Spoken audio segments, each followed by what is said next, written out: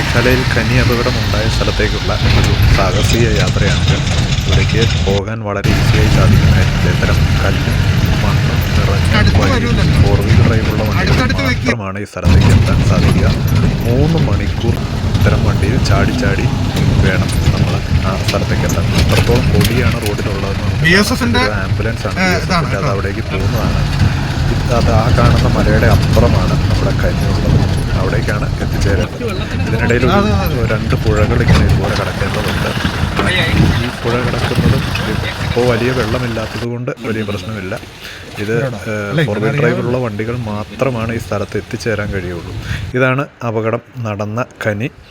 ഈ ഖനിയിലേക്കുള്ള ഇതിലൂടെയാണ് ആളുകൾ രക്ഷാപ്രവർത്തകർ താഴെ ഇറങ്ങി രക്ഷിക്കാൻ ശ്രമിച്ചുകൊണ്ടിരിക്കുന്നത്. തിരിച്ച് നമ്മൾ യാത്ര തുടർന്നു. സന്ധ്യയാവാറായിരുന്നു. ഈ പോകുന്ന ഒരു വാഹനത്തിലെ പൊടി മൂലമാണ് നമുക്ക് മുന്നോട്ടേക്കുള്ള വഴി കാണാൻ സാധിക്കാത്തത്.